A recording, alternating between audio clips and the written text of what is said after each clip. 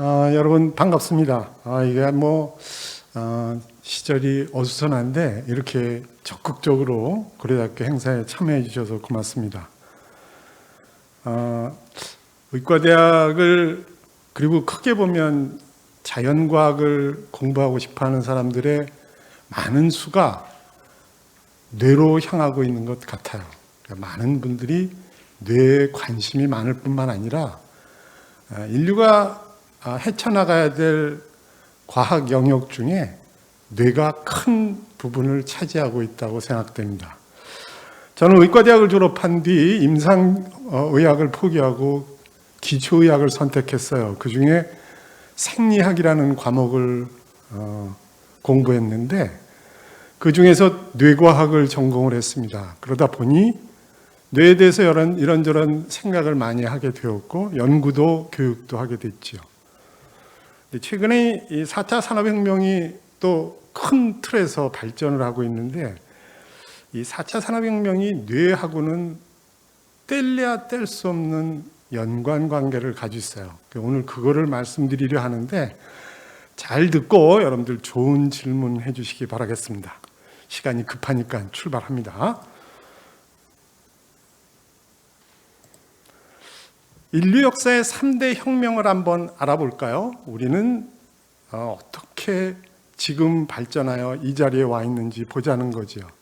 첫 번째는 인지혁명이라는 겁니다. 혹시 어느 정도 사전 지식을 가지고 있다면 좀 더 흥미진진할 것 같은데 처음 듣는 학생이라도 제가 쉽게 설명할 테니 잘 따라오시기 바랍니다. 10만 년 전에 호모사피엔스가 아프리카, 특히 동부 아프리카에서 이동을 시작했죠. 그때 세계 인류는 100만 명이었대요. 정말 적죠. 대한민국이 지금 5천만 명 이러는데 전 세계 100만 명이었으니 진짜 10만 년 전에는 인구가 적었던 것 같습니다.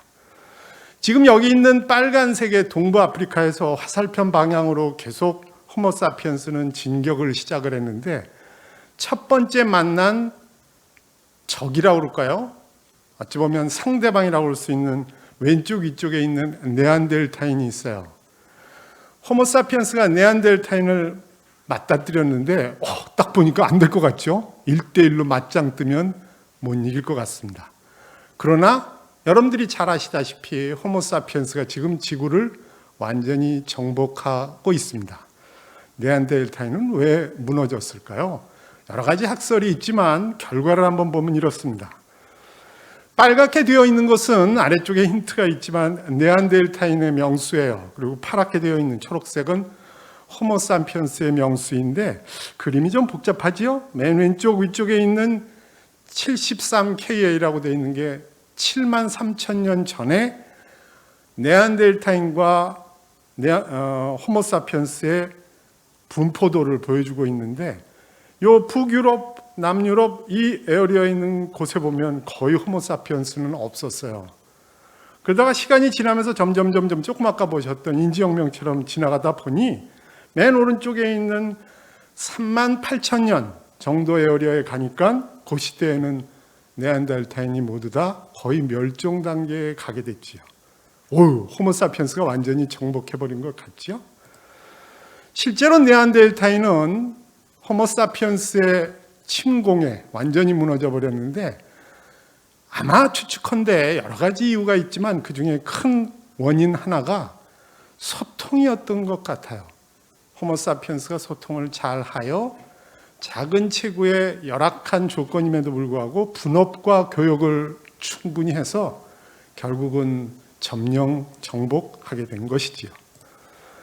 네발짐승이었던 왼쪽에 원숭이가 점점 직립을 시작하여 오른쪽에 와 둘이 협력하는 이 상황에 네발짐승들은 땅만 보고 다녔어요. 뭐 좀 먹을 거 없나 돌아다니다가 직립을 하는 순간 땅이 아닌 상대방의 얼굴을 보기 시작했습니다. 상대방의 표정 아니면 여러 가지의 그가 전달하고 싶은 감정이나 생각을 여러분들은 눈으로 파악하게 된 것이죠. 땅에 있는 먹거리보다는 그게 중요했을지 모르겠죠. 실제로 인간에게 눈은 소통의 창구임에 틀림없습니다. 얼굴 표정과 시선으로 감정 변화를 읽다 보니까 아까 말씀드렸던 분업과 교역이 유리해졌을 수가 있어요. 점점 호모사피엔스한테 유리한 형태로 변해가게 된 것이지요. 혹시 알고 계셨나요? 정면에서 흰자위가 보이는 동물은 인간밖에 없습니다. 다른 동물들은 정면에서 흰자위를 볼 수가 없어요. 한번 볼까요? 여러분들이 동물원에서 보셨던 침팬지나 오랑우탄, 고릴라, 영장류임에도 불구하고 앞에서 저 친구가 어디를 보는지 알 수가 없어요. 꼭 선글라스 낀 것 같아요. 답답하지요. 약간 음흉해 보이기도 하고. 혹시 혹성 탈출 좋아하시나요? 그때 보셨던 주인공은 모양은 흉측해도 여러분 편 같아요. 흰자위가 있어서 그래요. 우리 편 같아요. 폼 잡고 있어봐야 됐어, 너 우리 편이야. 금방 눈치채게 됩니다. 혹시 이티를 아시나요? 여러분들 부모님 세대는 굉장히 유명했던 외계인이 있는데 모양새는 저렇게 흉측해 보여도 친근감이 있습니다. 딱 하나예요. 흰자위가 보인다는 거예요. 같은 외계인도 흰자위 없으면 거의 숟가락 같습니다. 사냥할 때 우리는 시선을 통해서 서로 협력하려는 전략을 꾸미게 되었고, 상대방의 흰자위는 옆에서 슬쩍 흥겨봐도 저 친구가 어디를 보는지 금방 알 수 있어요. 흰자위 때문에 시선을 파악할 수 있다는 것이지요. 실제로 유인원은 눈보다 머리 모양으로 시선을 판단할 수가 있습니다. 우리처럼 눈을 흘기는 게 아니라 머리를 돌려야 돼요. 전혀 다른 형태의 움직임인 것이죠. 실제로 여러분들 지금 흰자위가 사람한테만 있다는 것을 이 자리에서 아셨다면 조금 억울하실 것 같아요. 왜냐하면 만화가 선생님이나 아니면 만화를 보는 여러분들 어린 동생의 고 아이들은 이미 다 알고 있어요. 실제로 만화가 선생님이 그거를 정확하게 파악하여 모든 캐릭터에 멧돼지인데 흰자위를 가지고 있습니다. 고양이 주제, 당나귀 주제에 흰자위를 가지고 있어요. 모든 어류가 저렇게 흰자위를 가지고 있다는 것은 흰자위를 가지고 있다는 걸 보는 순간 우리 편, 그리고 친근함, 편안함을 느끼게 된다는 거예요. 여러분도 아셨는데 미처 그냥 파악만 못했던 거죠. 모든 캐릭터가 그렇고, 집에 가서 오늘 펭수를 보십시오. 까만 동자 앞에 이 주위에 완전히 흰자위를 가지고 있는 걸 볼 수가 있어요. 실제로 인간에게 흰자위는 아주 큰 의미를 갖고 있다고 알려져 있는데, 과학 논문으로 한번 보실래요? 아기 논문을 마주보고 키워라라는 결론을 맺은 네이처 뉴로사이언스라는 어마어마한 과학 잡지에 바로 이런 내용이 적혀 있습니다. 마주보고 아기를 키우면 자폐증이 70% 낮대요. 다시 말하면 아빠가 아이를 키울 때 눈을 잘 마주치면서 키우면 그렇지 않은 아이들보다 훨씬 자폐증 없이 건강하게 큰다는 것이죠. 하나 더 볼까요? 뇌는 눈맞춤을 통해서 성장한다네요. PNAS라고 하는 이것도 마찬가지로 아주 중요한 과학 잡지에 이런 내용이 적혀 있습니다. 아이와 아빠가 같이 뇌파를 찍고 있어요. 같이 눈을 마주치고 있으면 뇌파가 동기화됩니다. 그러다가 아빠가 딴 것을 딱 쳐다보게 되면 아이는 답답하겠죠. 막 눈길을 찾으려면 그러는데 그때 되면은 이미 뇌파는 서로 동기화를 잃어버리게 되는데, 이렇게 눈을 마주치면서 뇌는 성장한다는 거예요. 아주 굉장한 것 같죠? 여러분들 혹시 퍼빙이라는 단어를 아시나요? 나눠볼까요? 폰이라는 단어와 스너빙이라는 단어 두 개를 합성한 것인데, 스너빙이라는 단어 혹시 아시나요? 영어 좀 하시면 스너빙 좀 알아야 되는데, 친숙한 단어는 아닙니다만 무시하다예요. 우리는 스마트폰 즐겨라 쓰면서 안타깝게도 마주 앞쪽에다 놔두고 있는 내 친구를 무시해버리는 경우가 있지 않은지 생각해 보시죠. 실제로 우리는 스마트폰으로 소통하고 있다고 자부하고 있지만 상대방의 흰자위를 포함한 시선을 완전히 무시해버리고 있습니다. 어떻게 살아야 될까요? 우리는 눈맞춤을 통해서 뇌 성장을 이미 가지고 있는 호모사피언스인데 스마트폰에 의존적이다 보니까 기우뚱하는 것 같지 않나요? 자, 또 이건 또 다음 생각하기로 하고 또 계속합니다. 인지혁명 첫 번째로 말씀드렸어요. 네안데르탈인이 멸종을 했습니다. 농업혁명을 한번 볼까요? 10,000년 전에 농사가 시작되었는데 이때 인구가 532만 명이었어요. 전 세계에. 9만 년 동안 432만 명이 증가했다는 것이죠. 기간으로 보면 진짜 천천히 증가한 것 같은데 농업을 통해서 결정적으로 얻은 것은 힌트를 딱 드렸죠. 기아로부터 탈출입니다. 정말 땡큐에 가까운 혁명이었어요. 지금 이 그래프는 X축에 100이라고 되어 있고 이거 10만 년에 해당하는 K 단위로 해놔서 1000 단위로 해놔서 그런데 10만 년서부터 쭉 기후 변화, 기온의 변화를 나타내고 있고 빨갛게 화살표 되어 있는 것이 한 10,000년 전 정도 돼요. 그린란드 빙하에서 잰 10만 년 동안의 기온을 보니까 이렇게 바뀌어 갔다는 것이고 기온이 요동치다가 12,000년도부터 평온한 상태가 됐죠. 저 평안하게 이렇게 온도가 위쪽에서 설정이 끝난 업셋 비슷하게 딱 된 때에 마침 그때 우리는 농사를 지었던 거예요. 우연인지 필연인지 그 다음은 또 여러 가지 학설이 많겠지만 결과는 그렇습니다.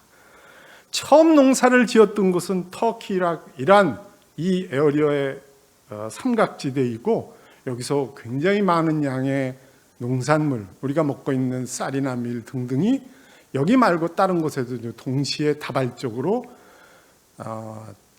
작황이 이루어졌다고 그럴까요? 계속 우리 품 안에 들어오게 됐지요.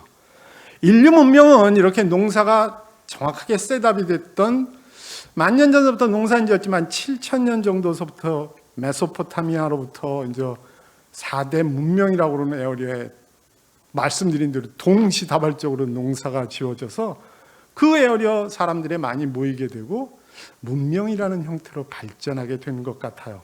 긍정적이죠. 농사라는 건 정말 굉장한 변화를 우리에게 안겨주었습니다. 그런데 제가 의과대학에서 왔으니까 농업에 따른 어두운 그늘, 질병에 관한 것도 좀 말씀드리고 싶어요. 당뇨병과 고혈압, 암 등 만성질환은 농업에 의한 무지막지하게 많이 공급되는 그 농산물들, 다시 말하면 탄수화물인데 이것이 비만을 유발하게 됐고 세상 일 다 좋은 거 없어요. 이렇게 기아로부터 탈출하다가 그게 과하게 되니까 안타깝게도 우리는 성인병을 얻게 되었지요. 지금 여기 달려가고 있는 왼쪽에 치타와 오른쪽에 톰슨 가젤을 보면 실제로 쫓기는 치타는 한 5번 시도하면 한 번 성공 안 되네요. 실제로 오른쪽에 있는 톰슨 가젤은 번번이 도망 다녀야겠죠.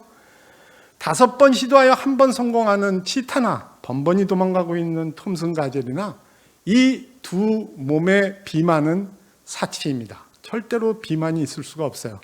만에 하나 비만이 있었다. 걔는 느려서 잡지 못하거나 아마 금방 잡혀먹힐 거라고 생각합니다. 치타, 톰슨 가젤은 모두 비만이 불가능한데 우리는 어떻게 살고 있나요? 여러분들은 어떻게 식사를 하시나요? 그냥 아침에 일어나서 냉장고에 있는 샐러드와 햄을 먹지요. 이런 동물은 지구상에 없습니다. 운동을 해야 된다는 아주 당위적인 어떤 결론이라고 그럴까요? 농업에 따른 질병에 대해서 말씀드렸습니다. 지구상에서 비만을 걱정하는 동물은 사람과 사람이 키우고 있는 반려동물뿐이라는 거 알고 계신가요? 여러분들 혹시 왕창 먹고 있는 야, 너 엄청나게 먹는구나. 너 꼭 돼지같이 먹는다? 잘못된 말입니다. 돼지는 절대로 더 먹지 않습니다. 돼지 중에 돌연변이가 있어서 막 허겁지겁 먹는 돼지가 있다면 여러분들은 이렇게 말씀하시면 정답이에요. 야, 너 돼지 꼭 사람처럼 먹는구나. 이게 정답입니다. 우리는 잘못 진화된 듯한 행동 양상을 보여주고 있어요. 왼쪽에 있는 이거 털뭉치인가요? 도대체 고양인가요? 어마어마합니다. 이 고양이를 키우고 있는 주인은 더 어마무시합니다. 우리는 고양이에게 베푼 건지 아니면 재앙을 뿌린 건지 알 수 없을 정도로 저 지경을 만들어 놓은 것이죠. 다시 한번 말씀드립니다. 잠에서 깨나자마자 냉장고에 있는 우유와 햄을 마음대로 먹는 것은 반칙입니다. 운동이 부족하다는 것을 말씀드린 거예요. 자, 하여튼 지금 말씀드렸던 인지혁명과 농업혁명, 어차피 의과대학에서 왔기 때문에 제가 기아로부터 탈출이라는 긍정적인 면과 그 어두운 구석, 우리에게 성인병이라고 그럴까요? 원치 않는 여러 가지 질환을 안겨준 바로 농업혁명이라는 걸 제가 설명을 드렸는데, 우리 지금 4차 산업혁명 가고 있잖아요. 그러니까 인지혁명, 농업혁명 고맙지만 우리는 이게 더 중요할 것 같죠? 과학혁명으로 진입하겠습니다. 500년 전 잘 아시다시피 과학혁명 혹은 산업혁명이라는 것을 인류가 시작했을 때에는 첫 번째 아이디어가 바로 에너지 전환에서 시작됐어요. 마침 그때 인구는 11억 명이었네요. 만년 전에는 532만 명이었다. 지금 11억 명이니 9,500년 만에 인구가 20배 가까이 폭발해버렸습니다. 농사의 위력을 아시겠습니까? 앞쪽에 있었던 9만 년 동안 겨우 432만 명 늘었었는데 이번에서 3번 오는 동안에 이거 어마어마하죠? 20배 가까이 폭발한 바로 농업, 인류에게 기여한 바가 큰 것 같아요. 그럼에도 불구하고 우리는 지금 과학혁명을 쫓아가고 있고 계속 가보시죠. 에너지 전환이라는 개념을 한번 생각해 볼까요? 산업혁명 이전과 이후를 나눠보시면, 산업혁명 이전에는 돛담배가 바람을 이용해서 움직여졌어요. 바람이라는 기계적 에너지가 배를 움직이는 기계적 에너지로 에너지 전환 없이 그냥 이용된 셈이지요.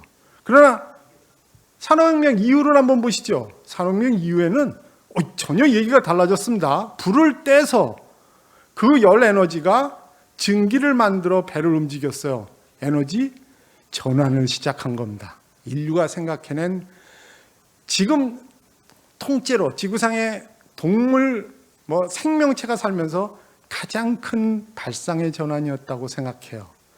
그런데 실제로 에너지 전환을 이용한 지 겨우 500년밖에 안 된 인류가 빵빵거리고 잘난 척하고 있는데, 여러분들 골격근 어떻게 움직이는지 아시잖아요.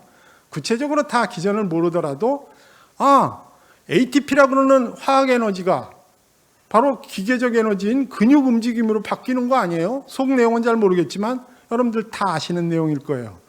화학 에너지가 기계적 에너지로 움직여지는 생명체의 이 움직임은 여러분뿐만 아니라 아주 오래전에 조그만 생명체들도 다 할 줄 알았던 거예요.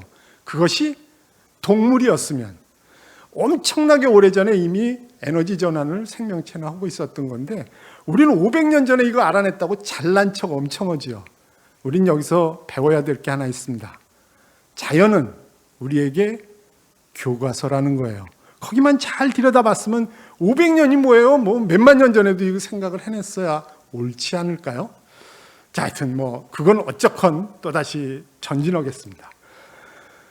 과학혁명을 네 도막을 나눠보면 바로 이런 식으로 나눌 수가 있어요. 지금 조금 아까 말씀드렸던 왼쪽의 것이 증기였습니다. 그리고 조립, 정보, 그 다음에 오른쪽에 오늘 말씀드리고자 하는 융합이라고 하는 4차 산업혁명으로 진입하게 되었는데, 조금 더 구체화해 볼까요?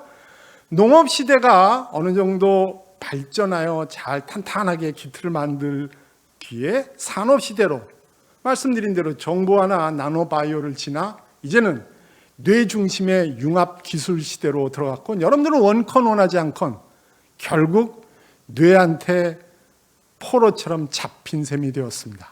그것이 4차 산업혁명과 연계되어 있기 때문에 그래요. 계속 갑니다.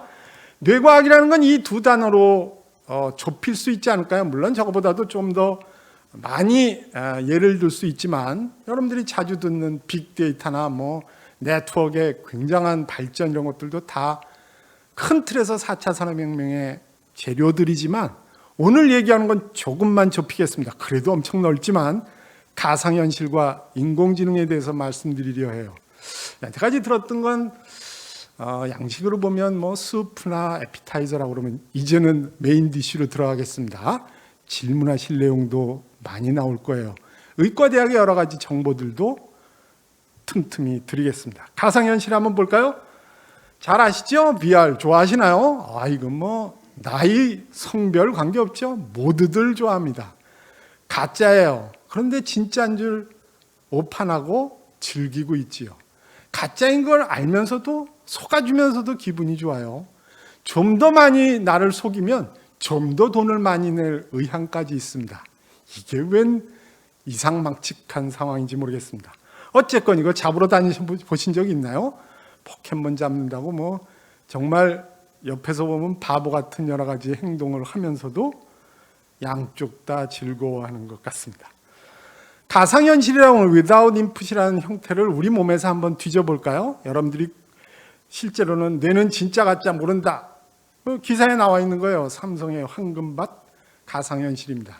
삼성뿐일까요? 구글이나 모든 플랫폼을 견지하고 있는 여러 가지 회사들이 다 여러분들을 완벽하게 속이면 속일수록 큰 돈을 벌 것이다라는 그런 목적을 갖고 어찌 보면 우리는 완전히 속으면서 좋아하고 돈 내고 하는 것을 반복하고 있는 셈이지요. 꿈꾸는 것도 비슷하지 않을까요? 여러분들 꿈꿀 때 그게 실제인지 아닌지도 모르고 그냥 완전히 악몽 꿀 때는 가관이죠.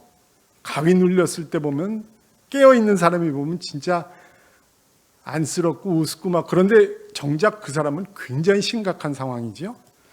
환각에 들어가 있는 조현병이라고 하는 정신분열증 환자들도 비슷하죠. 환청이나 환시를 느끼면 본인은 정말 답답할 노릇이지만 겉에서 보면 제3자가 보면 안타까운 일이기도 합니다. 마약에 중독되어 있거나 지금 취해 있을 때도 비슷한 것 같죠. 여러분들 혹시 수학이나 물리 풀 때 이런 경험 있지 않나요? 당연히 있으실 것 같은데 뭐지? 이건 뭐지? 아하! 불현듯 떠오르는 거 있어요. 외운 게 생각나는 거 아닙니다. 여러분들 머릿속에서 빠지직 하고 뭔가가 튀어나왔어요. 인간만 가지고 있는 인사이트, 통찰입니다. without input이에요. 인풋이 있던 거 아니에요. 그냥 여러분들이 그냥 완전히 창조해낸 그런 성공작이기도 하죠. 신경병증성 가려움증이라는 병이 있어요. 대상포진이라는 병이 있는데 이것이 대상포진하면 통증을 여러분들이 먼저 생각하시지 않나요? 대상포진 바이러스 진짜 엄청 아파요. 인간이 느끼는 최고의 통증인데 저 통증이 심해지면 자칫 가려움증으로 넘어가거든요. 이건 조금 이따 제가 재미있는 그림, 재미있는지 모르지만 하여튼 무시무시한 그림 가지고 환자 사진 갖고 설명을 돕겠습니다. 환상통이라는 것도 있어요. 저는 without input에 지금 6가지 주제를 놓고 설명을 드리려 하는데 위쪽에 있는 3가지는 그냥 여러분들이 들어서 아실 수 있을 것 같아서 통찰부터 설명을 드릴게요. 뭔가 생각이 났습니다. 빠지직 아까 수학 물리 풀듯이 어짜 그리고 열심히 풀리죠. 아주 열심히 푸시겠죠. 잘 풀렸습니다. 뇌 전두엽에서 뭔가가 생각이 나면 여러분들 온 뇌를 저놈이 휘짓고 다니면서 여러분들을 문제를 푸는데 도움을 줄 뿐만 아니라 즐거움을 줄 거예요. 여러분들이 저 통찰 기능을 잘 살리면 이따 결론은 나오겠습니다만 4차 산업혁명에서 높은 위치에 올라갈 수 있을 거예요. 이따가 정리하도록 하죠. 하나 더 갈까요? 신경병증성 가려움증이라는 병을 증상을 설명드리려 합니다. 잘 듣고 좋은 머리로 정말 멋진 질문 해주시기 바랍니다. 가려운 곳을 긁는 이유는 뭘까요? 이게 진짜 이거 전국에서 영재라고 하는 분들을 딱 앉혀놓고 의과대학 선생이 와서 해야 될 질문은 아닌 것 같죠? 가려우니까 긁죠? 맞습니다. 가려워서 긁습니다. 여러분들 근데 어떻게 긁으시나요? 끝장 보시나요? 모기 물리면 박박 긁어가지고 피가 나오게 하시나요? 1번. 조금 소심한 분은 아마 손톱으로 모기 물린 부풀어진 데를 꼭 열십자 누를지도 몰라요. 그것도 약간 아프게 만드는 거죠. 어쨌건 둘의 공통점은 그 부분을 아프게 만든 겁니다. 신기하게도 아프게 만들면 가려운 신경이 억제된다네요. 그림으로 한번 볼까요? 여기는 척수입니다. 척수에 있는 가려운 신경과 통각신경이 지금 위쪽에는 피부로 아래쪽은 뇌로 설정이 되어 있는데 피부에서 뇌로 지금 가려운 신경의 정보가 전달되고 있는 도중이에요. 계속 전달되고 있는 도중에 여러분들은 저 피부 부분을 긁게 됩니다. 이 아픈 부분을 계속 가려운 부분을 계속 긁게 되면 통증 신경이 발현이 되면서 이렇게 돼요. 한번 제가 아프게 만들면 어떻게 되는지 한번 보여드릴까요? 애니메이션으로 보여드릴게요. 아픈 신경이 액티베이션 되면 여기서 띡 해가지고 정보가 뇌로 가는 도중에 사이드킥을 날려서 오라차차차차차차차차차차차 태클 걸어버립니다. 가려운 신경이 뇌로 가는 도중에 통각신경의 태클에 걸려서 자빠졌어요. 못 갑니다. 그리고 가려운 정보를 뇌에다 전달 못하니 차단된 틈을 타고 통각신경은 자기는 그냥 가요. 뇌한테 가가지고 지금 가려운 게 아니고 아픈 거예요. 그러면 뇌가 속아요. 아픈 거로 접수하겠습니다. 가려운 게 억제되는 순간입니다. 여러분들은 저걸 노리고 박박 긁는 거예요. 우리한테 있는 모든 감각은 이렇게 서로 경쟁관계 비슷하게 다툼을 자주 하는데 하나 더 알려드릴까요? 여러분들 집에서 거실에 슬슬 이제 돌아다니는데 아무것도 양말까지도 신지 않았습니다. 아주 편안한 상태로 돌아다니다가 어쩌다가 각도가 그렇게 됐는지 휙 돌다 안타깝게도 새끼발가락으로 식탁 다리 모서리를 찼습니다. 땡 하면 거의 별이 반짝반짝 보이죠. 욕도 못해요. 어디다가 욕해요. 그냥 자기가 한 건데. 그러나 여러분들은 공통적으로 하는 반응이 있어요. 할 줄 아는 욕 다 해도 좋으니까 그 부분을 문지르기 시작해요. 누가 식탁 모서리 갖다 열심히 문지르면 살살 문지르면 통각이 완화되기 시작해요. 문지르면 촉각에 의해서 통각이 완화된다는 것을 이미 여러분들은 본능적으로 알고 있었던 거예요. 꼬맹이 한번 줘박아 보세요. 미안하지만 꽁 하고 한 대 줘박으면 나 또 뭐 잘못했지? 그리고 살살 문지릅니다. 동물들도 아픈 부분을 혀로 핥곤 하지요. 괜히 우연히 그렇게 행동하는 건 아닌 것 같아요. 아픈 것을 살살 문지르면 진통 효과가 나타난다는 것을 본능적으로 알고 있는 것인데 감각들이 전쟁을 한 것 같죠? 조금 아까 보셨던 세 개의 감각을 제가 먹이사슬로 만들어 드릴게요. 여러분들은 촉각이라는 것을 지불하고 통각을 거둬들였습니다. 여러분들은 통각이라는 세금을 지불하고 결국은 가려움증을 날려버렸어요. 답 나왔죠? 인간이 가장 싫어하는 감각 무엇입니까? 가려운 감각입니다. 아프면 자도 가려움은 못 자요. 괜히 우연이 없습니다. 실제로 감각의 먹이사슬 아주 명쾌한 것 같죠? 자, 지금 말씀드렸던 대로 통각과 가려운 감각의 상하관계를 배우신 셈인데 대상포진이라는 병을 하나 알려드릴게요. 대상포진은 바이러스인데 요즘에 골치 아픈 듣기도 싫은 바이러스지만 참고 들어주십시오. 대상포진 바이러스는 제 교탁이 여기 있잖아요. 이게 통각신경이에요. 이놈이 대상포진 바이러스의 공격을 받으면 결국은 세포 안쪽에 칼슘을 밀어 넣게 되고 대상포진 바이러스에 감염된 놈은 세포 안쪽으로 들어온 칼슘 그것에 의해서 활성화가 돼요. 통각신경이 활성화되면 말이 활성화지 그냥 아픈 거예요. 근데 이게 심하게 활성화되니까 인간이 느끼는 통각 중에 최고의 통각, 최고의 통증을 느끼게 됩니다. 너무 심해서 막 벽 타고 올라가요. 막 어떻게 할 줄을 몰라요. 아주 심한 경우에는 안타깝지만 자살을 시도하기도 합니다. 이게 장기간 통증이 유발되기 때문에 그렇습니다. 자, 얼마나 그렇게 심한 통증이 있는지 하여튼 굉장한데 이런 경우도 있어요. 대상포진 바이러스가 지금 아프게 하는 그 작업을 하는 도중에 진짜 심하게 공격하잖아요. 대상포진 바이러스가 진짜 심하게 공격하면 안타깝게도 이 통각신경이 죽어버려요. 난 지금 활성화됐는데 너 해도 넘어온다 니네 그러고 꽥 죽어요. 통각신경이 다 죽고 나면 이 통각신경은 항상 가려운 감각신경을 통제하고 억제하고 아까 태클 거는 거 보셨잖아요. 그 작업을 했는데 이게 죽어버리면 가려운 신경을 제어할 자가 없게 돼요. 그래서 아주 심한 대상포진 후에 아예 가려움증이 발현이 되면 이 상황이 될 수 있습니다. 보십시오. 이 부분을 긁었어요. 평소에 여러분들이 가렵다면 가려워 끝났습니다. 이게 정상이에요. 근데 여기 통각신경이 없으면 이 정도면 가려움이 없어졌어야 되는데 그대로 남아있어요. 통각신경이 저해하려가 없어서 그래요. 그 끝까지 긁어요. 아프지는, 물론 저분은 지금 안 아픕니다. 통각신경이 없어서. 아프지는 않고 상처만 나고, 뭐야, 피가 나는데 왜 안 아파? 좀 헷갈리겠죠? 적어도 틀림없는 건 이분은 저에어리어가 아직도 가렵고 있다는 거예요.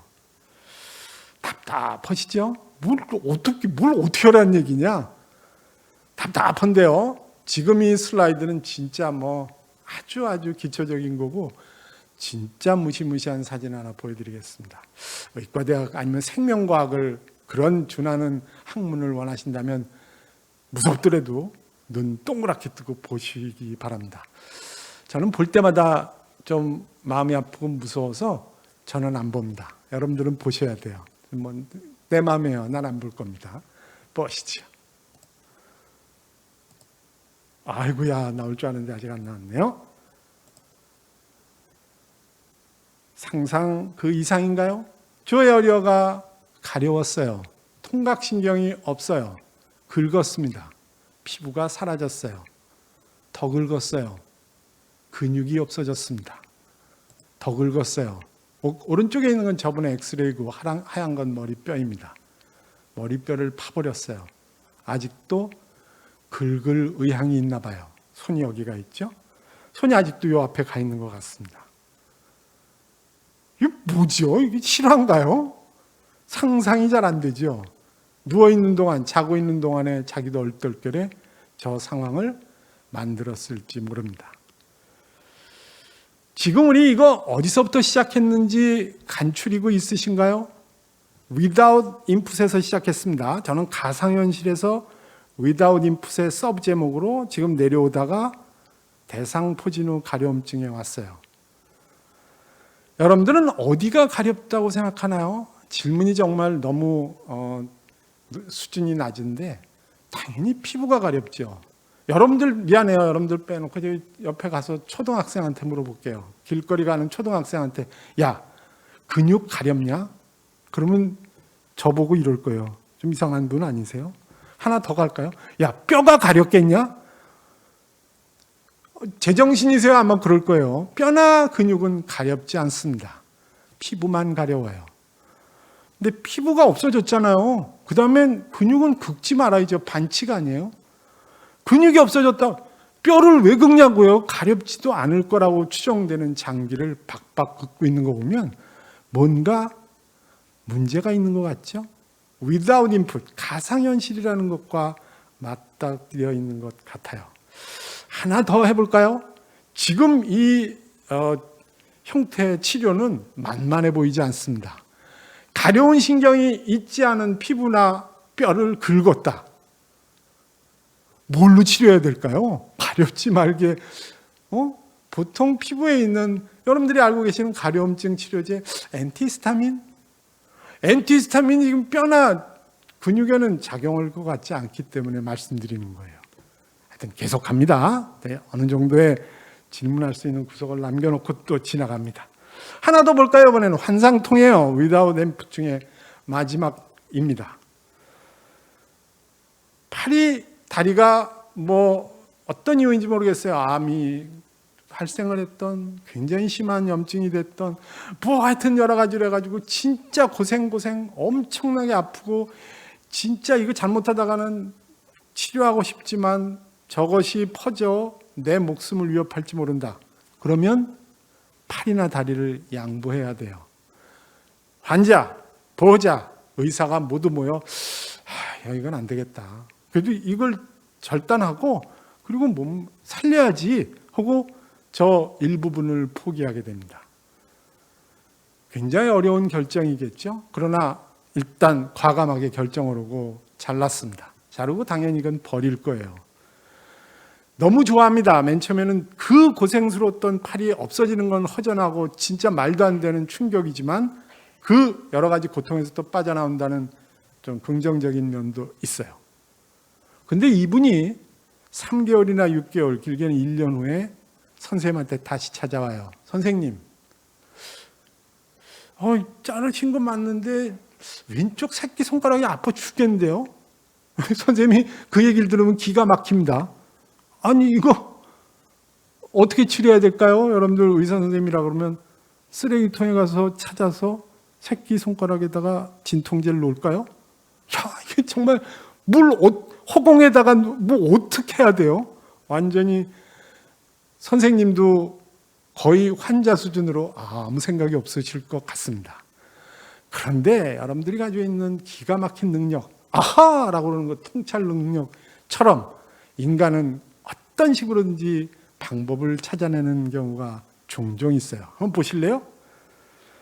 이 팔이 없다는 사실이 얼마나 큰 사이킥 트라우마, 정신적인 충격인지 실제로 이 없다는 사실을, 없는 팔이 아프다는 사실을, 이런 뇌에서 지금 혼란스러운 상황을 팔이 있다고 오판하게 만들자라는 방법으로 치료의 단초를 얻기 시작했어요.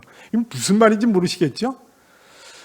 UC 샌디에고에 있는, 그러니까 University of California at 샌디에고의 어떤 교수님이, 아주 유명한 교수님이, 야, 저 팔이 지금 없다고 그 충격이 있는 상황이니까 있게 만들려면 오케이, 거울을 갖다 놓자.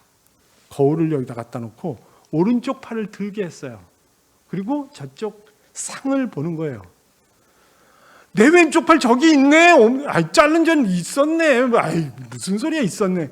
이걸 하루에 서너 시간씩 하는 거예요. 그랬더니 바로 오른쪽 아래쪽을 보십시오. 이렇게 상을 보는 것만으로도, 논문의 첫 번째 단어를 보실래요? 미러 테라피입니다. 거울로 몇 달 동안 했더니 치료가 되기 시작했어요. 통증이 완화되기 시작했습니다. 뭐죠? 아니, 생기는 것도 신기하고 없어지는 것도 괴상망측하고, 틀림없는 거는 증상이 우리에게 정보를 주고 있다는 거예요. 제가 이 말씀드리는 이유는 가상현실, 여러분들이 속으면 속을수록 돈을 많이 내고 있는 정신적인 어떤 서킷은 의료의 형태로 보면 더 기가 막힌 방법으로 저 속에 뭔가 변화 있을 거예요. 지금 이 선생님은 실제로 환자들이 한두 번 와보고 이 선생님한테 오지 않습니다. 모두 병원에 오지 않고 거울 가게에 가요. 집에 와서 거울 가다 놓고 혼자서 치료하고 있어요. 그 언더라잉 메커니즘을 알아내면 실제로는 훨씬 더 효과적일 수 있겠죠. 이것을 알아낸 교수님 지금 그 연구를 하고 계시답니다. 어쨌건 without input의 마지막으로 제가 설명을 드리고 이제 또 넘어갑니다. 인공지능을 보시죠. 너무 유명해서 더 이상 설명할 것도 없지만 뇌과학적인 차원에서 이렇게도 생각할 수 있다는 것을 하나 알려드릴게요. 아까 말씀드린 대로 산업혁명, 과학혁명은 우리에게 많은 것을 얻게 해주었어요. 여러분들이 지금 즐기고 있는, 이용하고 있는, 아무렇지도 않게 그냥 여러 가지를 보고 있는 이런 것들이 실제로는 모두 과학혁명 이후에 만들어진 작품들이고, 모든 것들은 궁극적인 목적이 하나 있어요. 여러분들을 편안하게 하는 겁니다. 운송기관 전체, 휴대폰, 텔레비전, 뭘까요? 가전제품, 어떤 거든 여러분들을 모두 다 편안하게 만들려고 그 작품들이 만들어졌다는 거지요. 그런데 실제로 우리가 만들어 놓은 많은 작품들, 증기기관차서부터 다 만들어 인류가 만든 최고의 걸작품 뭘 것 같으세요? 지금 답이 첫 번째 단어에 나와 있습니다. 인류가 만든 걸작품 1번, 인공지능입니다. 근데 우리가 편하려고 모든 거 만들다가 지금 최고의 걸작품 인공지능 딱 만들었는데 이것이 건방지게 우리의 우상, 이세돌 구단을 완전히 바보를 만들어 버렸어요. 우리가 편하려고 만든 인공지능이 우리를 완전히 멀쓱하게 만들어 버렸다는 것이지요. 어떻게 생각하시나요? 우리는 AI에게 정복당하고 있는 셈인가요? 자, 일단 이따 또 생각해 보도록 하고 하나 더 넘어갑니다. 인공지능이 습격을 할 것 같아요. 실제로 1600만 명은 일자리 위협받는다. 이렇게 예를 들어 기사를 기자님이 쓰셨지만 어쨌건 우리의 많은 직업은, 많은 직장은 위협받을 것 같기는 해요. 한 예를 들어볼까요? IBM이라는 회사에서 왓슨이라고 그러는 의사를 만든 것 알고 계시죠? 실제로 이 왓슨은 미국에 있는 네노라는 대학의 교수님들을 모두 채점을 매겨버렸습니다. A 대학에 있는 선생님 95점, B 대학은 90점, C 대학은 85점. 1년 진료 성적을 놓고 점수를 매겨버렸어요. 선생님 95점이네. 선생님은 90점, 85점. 좀 더 노력하세요. 아마 이렇게 얘기했을지 몰라요. 여러분이 병원장이라면 95, 90, 85점 맞은 선생님 중에 누구를 채용하시겠습니까? 뭐 질문은 같지도 않죠. 당연히 95점이에요. 저는 아닙니다. 저는 그 채점 매기고 있는 왓슨을 채용하겠어요. 코드만 꼽아놓으면 월급을 달래요. 휴가를 가겠대요. 퇴근을 하겠대요. 1년 12달 24시간 쫙 일을 하고 있어요. 에라 없습니다. 어떻게 하시겠습니까? 누구를 고르시겠어요? 이건 뭐, 말이 안 돼요. 의사도 이럴 정도인데 다른 모든 직업도 자유롭지 못할 것 같죠? 습격을 받을 것 같기는 해요. 자, 어쨌건 우리는 편하려고 만들어 놓은 AI가 우리를 완전히 바보, 멍충이로 만드는 듯한 느낌이 들게 하는데, 이기적 유전자라는 것 알고 계시죠? 책 읽어보셨나요? 안 읽어보셨더라도 거의 대부분 잘 아실 것 같기는 해요. 리차드 도킨 선생이 이기적 유전자라는 책을 쓰셨습니다. 아주 유명한 책이죠. 뭐 정말 여러분들 안 읽어보셨다면 읽어보시고, 읽어보셨다면 다시 한번 읽어보시기 바랍니다. 근데 지금 이 이기적 유전자가 많은 생명체의 근간이 되었다고 얘기되고 있고, 뭐 지렁이서부터 여러분까지 모두 유전자로 만들어져 있고, 그 유전자의 속성은 지렁이와 사람이 다르지 않습니다. 모두 다 이기적인 양상을 보여요.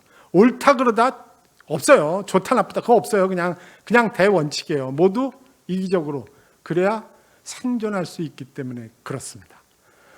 그런데 지금 유전자가 만든 최고의 걸작품, 우리의 산업혁명의 최고의 걸작품은 AI라고 친다면, 유전자가 만들어 놓은 최고의 걸작품은 여러분입니다. 그리고 여러분 중에도 여러분 장기 중에서 최고의 걸작품 무엇일 것 같으세요? 질문 대답 필요 없어요. 뇌입니다. 근데 이 뇌가 이기적 유전자가 만든 최고의 걸작품, 그 인간의 뇌가 쓸데없는 생각을 하기 시작했어요. 어떻게 저 사람 불쌍해서 어떻게 해요? 어쩌나 저거 잘못하면 큰일 나는데 라는 측은지심을 갖게 되었어요. 이기적 유전자하고는 약간 결을 달리하죠. 남을 위해서 봉사나 배려를 해요. 이기적 유전자가 보면 속이 터질 겁니다. 야, 너나 신경 써, 너나. 봉사 배려 그게 아니야 지금 라고 말하고 싶지만, 인간의 뇌는 전혀 다른 방향으로 지금 가고 있습니다. 한 수 더 떠요. 남을 위해서 내 목숨을 버리곤 하지요. 어떻게 된 거죠? 이기적 유전자가 보면 땅을 칠 노릇이에요. 이건 뭐야? 야, 너 죽으면 어떻게, 뭐야? 지금 무슨 생각을 하는 거야? 이게 이기적 유전자라는 단어가 좀 멀쓱하지 않나요? 유전자가 만들어 놓은 최고의 걸작품, 우리가 만든 최고의 걸작품, AI와 우리의 뇌는 신기하게도 그 제작자의 생각과는 달라 보인다는 것이죠. 여러분 생각은 어떠신가요? 자, 인간이 만들어 놓은 여러 가지 작품 중에 제가 아주 고전적인 거지만 여러분들 뇌를 좀 브레인스토밍 한다고 그럴까요? 좀 생각을 바꾸게 하기 위해 한번 예를 들어 드리겠습니다. 발명했는데 바늘을 또 발명한 경우가 있대네요. 그것은 옷을 제작하게 만들었다는데, 네안데르탈인은 동물 가죽을 몸에 걸치고 다녔습니다. 그냥 쭉 벗겨가지고 목 있는 부분에 끼워서 그냥 이렇게 입은 건지 걸친 건지 모르죠. 거의 우산 같은 걸 목에다 끼웠다고 해도 과언은 아니에요. 안 입은 것보단 낫지만 옆에 구멍 숭숭 뚫려 바람 들어오니까 옷이라고 하기에는 좀 그런 상황인 것 같습니다. 그런데 어떤 정말 똑똑한 우리 조상 중에 한 명이 생선도 먹고 동물도 먹고 이러다 보니까 가는 뼈를 발견하게 됐고 거기에다가 구멍을 뚫어서 나무 줄거리 같은 걸로 이렇게 해서 실 역할하는 걸로 해서 이걸로 바늘 만들어 볼까? 이 바늘을 이용해서 몸에 꼭 맞는 여러 가지의 조각으로 이렇게 옷이 만들어지게끔 이 작업을 한 거예요. 이러다 보니까 몸에 딱 붙는 옷이 결국은 아주 추운 지방, 먹거리가 상대적으로 많이 남겨져 있는 에어리어로 진출할 수 있게 된 것이지요. 실제로 바늘의 발명, 이런 아하 하면서 새로 알게 된 이 작업은 영토의 확장뿐만 아니라 인구 증가에 크게 기여했을 것 같아요. 추운 북유럽 평원에서 거주할 수 있게끔 되었다는 것이죠. 근데 발명치곤 좀 그렇게 감회가 크지 않으시죠? 조금 센 거 하나 보여드리겠습니다. 그릇의 역사입니다. 그릇은 한 인류가 2만 년 정도 전에 만들었다고 추정하고 있는데 한번 볼까요? 사자가 얼룩말을 추적하고 있습니다. 막 추적해가지고 잡기 바로 직전이에요. 붕 점프해서 이제 목덜미 딱 물면 되는데 참 재수도 없죠. 붕 점프했는데 얼룩말의 뒷다리가 만만치 않은데 팡 뒤차기를 했는데 안타깝게 사자 정면에 얼굴에 송곳니 앞니 다 빠지게 정면에 가서 얻어 걸쳤습니다. 우수수하고 이빨이 다 빠졌죠. 나가 동그라졌겠죠. 얼룩말은 내뺐습니다. 가지고 있는 이빨은 거의 다 빠졌고 이 사자는 그날로 그냥 사망입니다. 출혈이 나서 사망이 아니라 먹이를 잡을 수도 없고 잡을 수 없을 뿐만 아니라 친구가 잡아줘도 먹을 수가 없어요. 사망해요. 실제로 이가 빠지면 사망한다는 사실은 사자에 국한되지 않습니다. 우리 조상들도 마찬가지였어요. 어느 날 노인이 되면서 이가 빠지고 이가 없으니까 먹을 수가 없잖아요. 자식들이 갖다 줘도 드세요. 어떻게 먹어 이가 없는데. 그리고선 그냥 스물스물 돌아가시게 됐죠. 효자나 효녀가 매일 봤습니다. 어떻게 우리 아버지 어머니 돌아가셔서 어떻게 매일 고민하다가 하고 기가 막힌 생각을 했어요. 그릇을 만든 겁니다.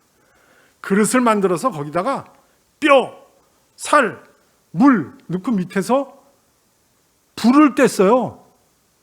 설렁탕이 된 겁니다. 한 그릇 쭉 마시니까 그냥 계속 영양을 공급받게 됐고 결국은 그릇이 없던 시절의 유고를 보면 이가 모두 빠진 사람은 살아남지 못했는데 그릇 이후에 바로 이가 없어도 계속 오래 살았다는 흔적을 우리가 발견할 수 있게 된 것이죠. 이가 없는 성인 유골이 발견되었다는 것은 엄밀히 말하면 여러분들은 지금 치과 선생님이 이를 보호해주고 있지만 이 효자 효녀는 이가 빠진 자기의 아버지 어머니를 살게 만들어 주신 셈이죠. 통찰력이에요. 인간이 가지고 있는 통찰력은 실제로 사자처럼 그냥 죽어가는 게 아니라 그 아주 어려운 상황을 극복하면서 살아남게 해준 셈이 된 것이죠. 그릇 덕에 수명이 늘어난 셈이 됐겠죠. 포크를 생각하다라는 비 윌슨 선생의 책에 나온 글귀였습니다. 하나 더 보여드릴까요? 아주 예쁜 그림 하나 보여드릴게요. 선사시대부터 젖병에다 동물젖을 담아가지고 모유를 담을 수도 있고 동물젖을 담을 수도 있어요.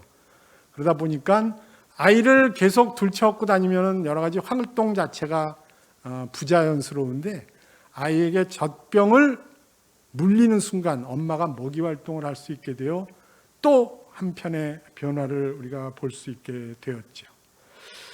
이 네이처라는 논문집에 나와 있는 지금 사지선다가 나올 텐데 4개의 젖병을 한번 보실래요? 1번서부터 4번인데 어느 거 고르시겠어요? 보십시오. 3번이 너무 많을 것 같은데요. 너무 많이 몰리면 개수가 부족할 텐데 하여튼 이 네 형태가 발견이 되었는데 실제로 저 속에다 젖을 넣어놓고 아이는 먹고 있고 엄마는 먹이 활동을 하고 했으니 아까 그릇에 준하는 정말 대단한 변혁을 일으킨 셈이 되겠죠. 예쁘지 않나요? 진짜 아주 굉장히 예쁜 그림입니다. 몇 가지 제가 자랑을 하겠습니다. 아까 선생님이 말씀해 주셨는데, 아까 선생님은 17번이라고 했는데 그 사이에 2개를 더 받아서 제가 고려대학교에서 강의 잘하면 석탁 강의상을 주는데 19번을 탔어요. 근데 아까 명예교수라고 선생님이 설명해 주셨는데 정년퇴임을 했어요. 제가 20개 못하고 정년퇴임한 게 아주 못내 아쉬운데 너무 욕심이죠. 다른 선생님들이 엄청 뭐라요. 너만 타냐? 막 그래서 나 나가면 타라 막 그랬는데요. 하여튼 보시죠. 2017년에 중앙일보에서 각 대학의 강의 왕을 뽑았어요. 그런데 고려대학에서는 제가 또 뽑혔네요. 3번째 있는데 잘 보이시나요? 잘 안 보이시는 분을 위해 제가 확대해 드리겠습니다. 하여튼 고려대학에서 강의 하는 사람 중에 이렇게 저렇게 뽑아서 좀 남사스럽네요. 계속 넘어가겠습니다. 하나만 더 할게요. K-MOOC라는 프로그램 혹시 알고 계신가요? K-MOOC라는 프로그램이 있어요. 온라인으로 여러 가지 정보를 일반인 누구에게나 접근해서 로그인한 다음에 볼 수 있게 해주는 프로그램이죠. 네, 전국에서 한 300명의 교수님이 고려대학에서 한 5명 참여했었고 각 대학에서 이렇게 해서 한 300명의 교수가 참여해서 1년간 돌린 다음에 들은 분 모든 분에게 강의 평가를 하게끔 해서 그 결과를 통계를 내봤더니 거기서 또 1등을 했네요. 그래가지고 여기 교육부 장관 상을 받았는데 상금은 없었어요. 그러나 상당히 의미가 있었죠. 저런 프로그램입니다. K-MOOC로 그냥 치셔도 돼요. 포털에 가서 KMOOC를 치고 생물학적 인간이라는 거를 치면 제 강의로 전달되고 오늘 여러분들이 들으셨던 60분짜리 강의 비슷한 거를 80분짜리를 제가 14번 해드려요. 다른 것으로 머리카락부터 발끝까지 재미있을 거예요. 한번 접근해 보시기 바랍니다. 하여튼 건 또 여러분들한테 맡기고 또 계속 갑니다. 자, 오늘 제가 말씀드렸던 내용은 인지혁명이었어요. 10만 년 전에 호모사피엔스가 아프리카에서 이동을 했고 네안데르탈인이 멸종하는 과정도 보셨죠. 농업혁명은 어떻게 됐나요? 10,000년 전에 농사가 시작되었고 기아로부터 탈출과 함께 어두운 그늘도 있었어요. 어찌 보면 농업혁명이 의학이라는 학문을 발전시켰다고 해도 과언이 아닐 정도로 굉장히 많은 병을 우리에게 안겨주었습니다. 한편으로는 기아로부터 탈출되고 잘 죽지 않고 장수하면서 여러 가지의 질병을 노출하게 되었고 그것을 의학이라는 것이 커버해주는 서로 먹이사슬 비슷하게 형성이 되어버린 면도 있습니다. 여러분들 좋은 머리로 잘 정리하실 수 있을 것 같아요. 과학혁명은 어땠나요? 500년 전에 에너지 전환으로 시작했어요. 11억 명, 말씀드렸던 대로 농사가 어마어마하게 많은 사람을 살려놓고 수명도 길게 했을 뿐만 아니라 정말 서로의 경쟁을 아주 정난하게 보여주게끔 지구에 11억 명을 만들어 놓았으니 지금은 80억이니까 더 이상 할 말도 없습니다만 80억을 만드는 때는 또 의학이 크게 기여를 한 셈이죠. 근데 500년 전에 막 과학혁명, 산업혁명이 시작될 때의 영국의 정말 머리 좋았던 그리고 생각을 많이 했던 분들이 지도자들이 무엇을 걱정했는지 아세요? 바로 말 퇴출을 걱정했습니다. 전기자동차, 전기기관차를 만들면 영국에 있는 그렇게 많은, 유럽에 있는 그 많은 운송을 담당하고 있던 말들 정말 굉장히 많았겠죠? 싹 없어지는 거예요. 그럼 말을 다 어떻게 하려고 말도 안 되는 얘기를 하고 있어. 그리고 전기기관차, 전기자동차에 대해서 부정적인 시각 아니면 한편으로는 걱정 어린 눈길을 보냈던 겁니다. 여러분들 지금 저하고 잠깐 얘기했지만 우리도 그러지 않았나요? 인공지능이 나타나면 우리 직업 다 날라가. 어떻게 인공지능이 해 말어. 그때 거의 비슷하게 저런 걱정을 했다는 거예요. 200년이나 100년도 비슷할 것 같은데 100년이나 200년 후에 우리 후손들이 그럴 거예요.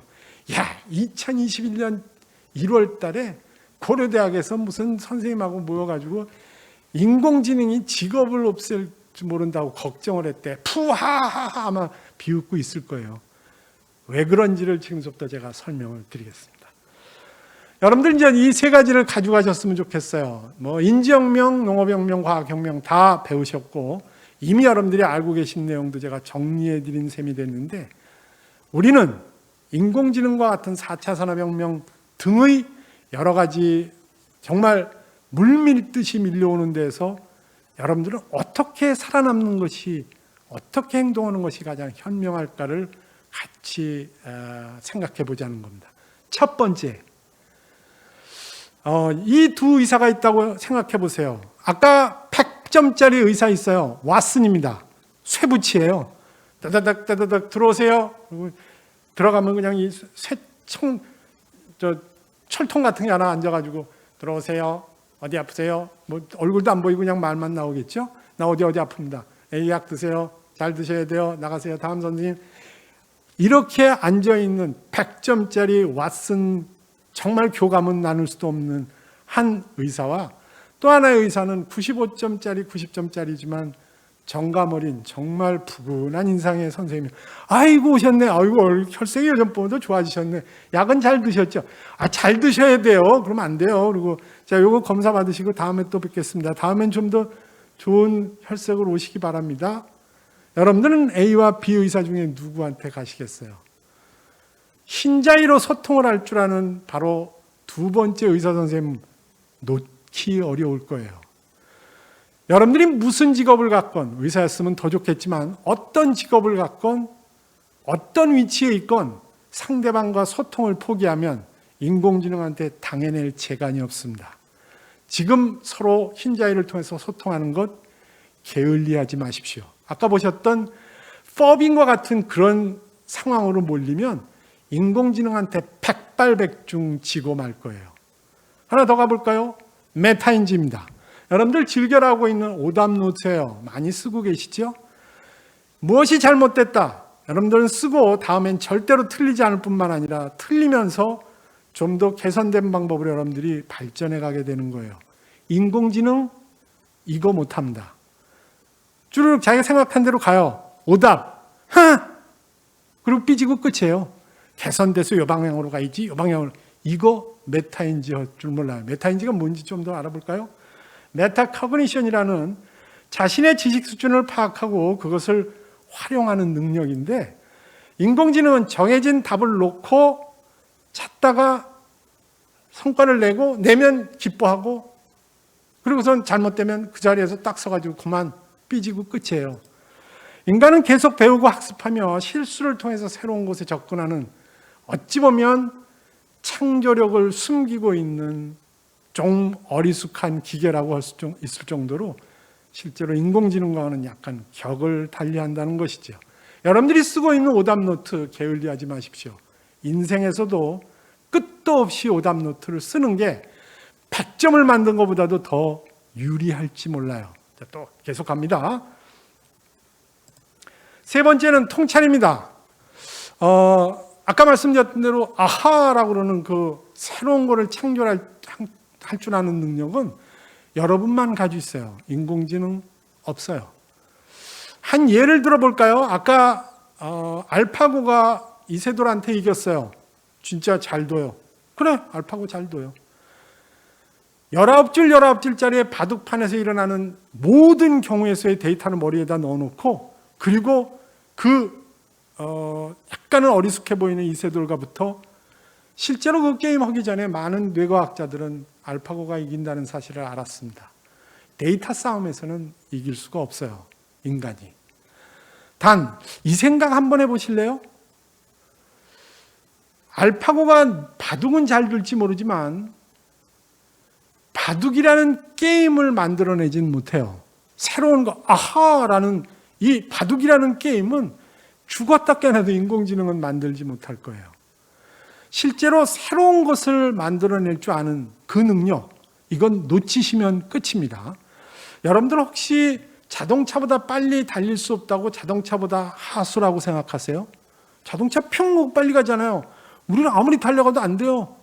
졌어. 나 자동차한테 져. 컴퓨터 우리보다 많이 기억해요. 또 졌어. 여러분들 지다 말 거예요. 이기는 거 기계 하나도 없어요. 단 여러분들이 위에 있는 이유는 인공지능이 가지고 있는 무지막지한 능력 같아 보이는 것도 여러분들이 아하 해가지고 생각한 거 1번, 아하 2번 이런 모든 자료를 인공지능한테 주는 거예요. 주고 그 아이가 빅데이터로 돌리게끔 만들어주지요. 엄밀히 말하면 인공지능 여러분들 반려동물 취급하셔도 돼요. 너 까불면 안 줘. 조용히 해. 까불지 마.